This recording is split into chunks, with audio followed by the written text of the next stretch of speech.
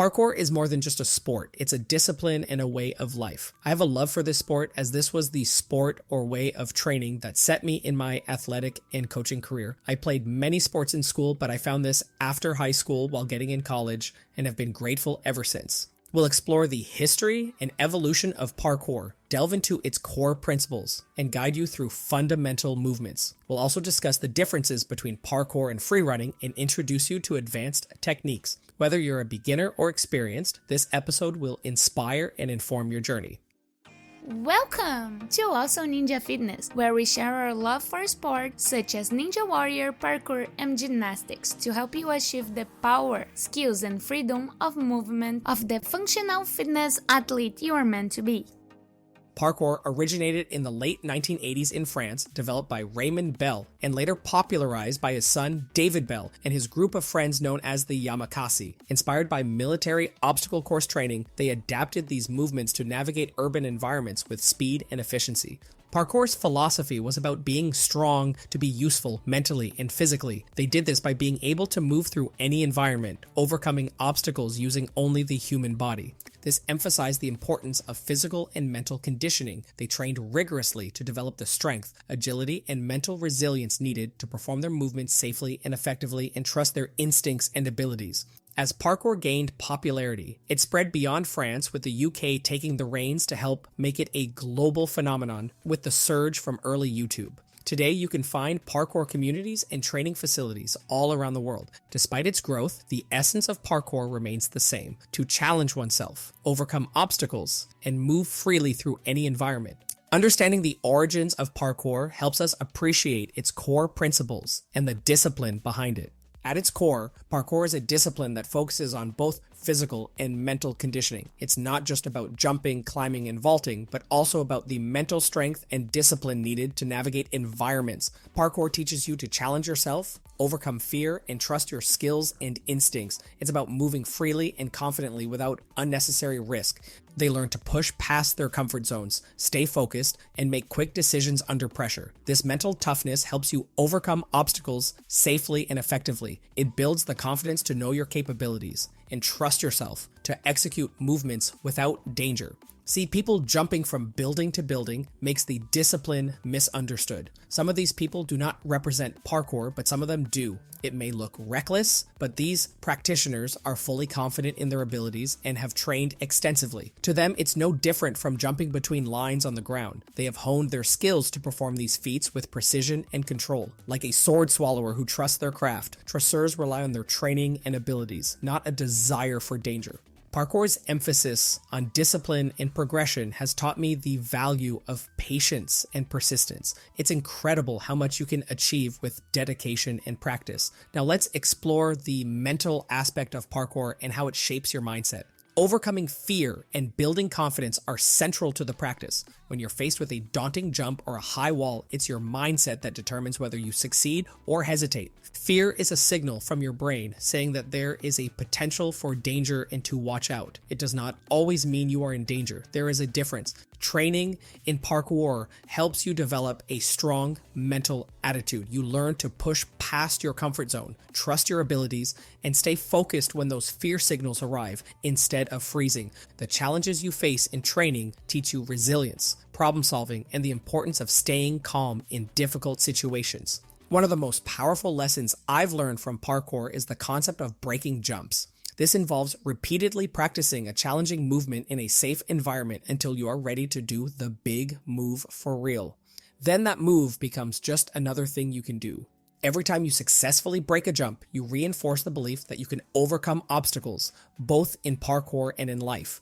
Embracing the mental challenges of parkour has made me more confident and resilient in all aspects of life. Understanding what fear is, understanding the real or unreal dangers of it, and how to overcome it can help nearly anywhere. Now that we understand the mental aspect, let's move on to the fundamental movements that form the foundation of parkour to get training. These fundamental movements form the building blocks and ensure you move safely and efficiently in parkour. First, learn how to fall safely. Being able to practice confidently means trusting yourself and knowing how to fall without injury. Practice falling forwards, backwards, sideways, slipping, and tripping like a stuntman. Make these movements instinctual so that when it happens for real, you're prepared. The basic movements are often instinctual. The precision jump involves jumping from one point to another, landing softly on the balls of your feet without falling. Start with small distances, like a street curb, and gradually increase the distance or height. Vaults involve going over obstacles without stopping. Types include the speed vault, Kong vault, and lazy vault. Aim to go over an obstacle smoothly, landing on one foot to continue your motion, and be creative with how. Moving up and down heights requires additional skills. Going up is harder and involves a wall run and a pulling motion with your feet. For a wall run, run towards the wall, place your foot about waist high, and push up. If your foot slides down, you're too far forward, and the opposite of you push too far away from the wall.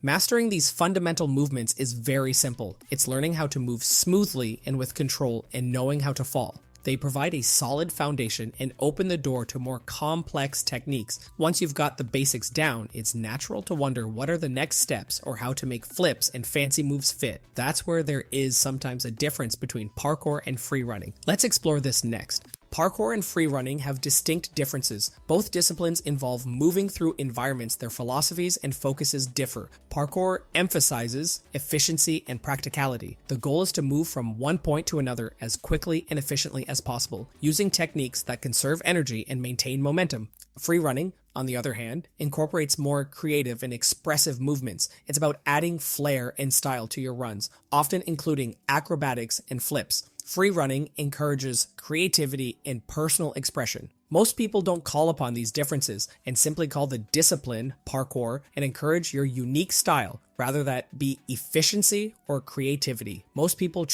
blend elements of both in their training.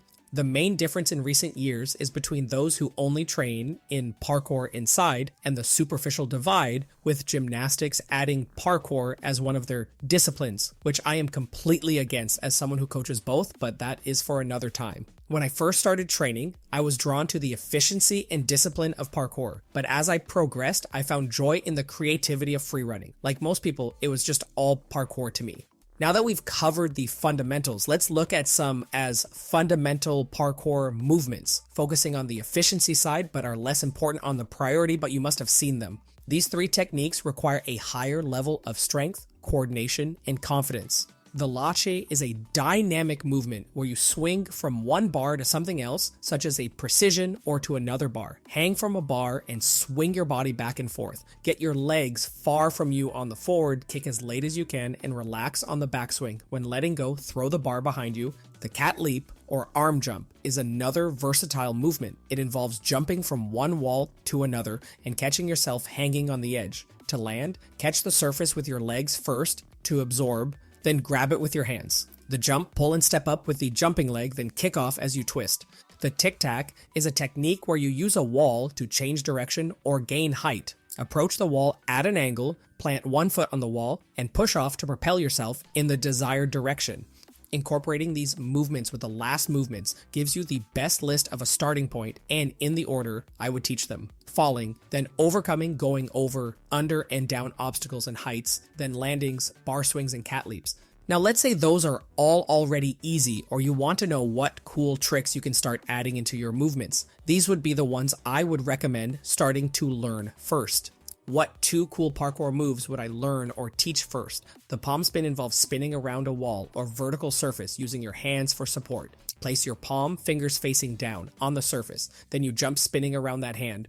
Progressions are super easy. Start with a surface knee height and do the technique to get on the surface, then eventually spin until you land where you started. Next would be finding something that is nearly 45 degrees and doing it there, slowly finding a more steep surface. Another would be something called a frisbee, since you can practice it with little danger. Facing one direction, dip your chest, pivot, and scoop as you turn. Lifting your chest, you kick your back heel up and use your front leg to jump.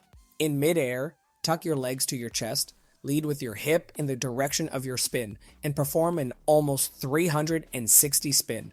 Maintain visual contact with the ground the entire time.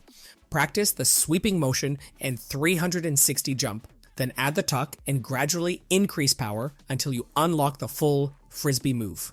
Parkour and free running are incredible disciplines that challenge both your body and mind. By mastering fundamental movements and progressing, you can unlock a whole new level of fitness and freedom. Remember to train safely, stay patient, and enjoy the journey. If you enjoyed this episode, make sure to subscribe for more. For a free training plan focused on movement that will help you get the skills needed to be a parkour athlete, visit our website at awesomeninjafitness.com or check the description to get yours for free. Keep pushing your limits, stay agile, and stay awesome.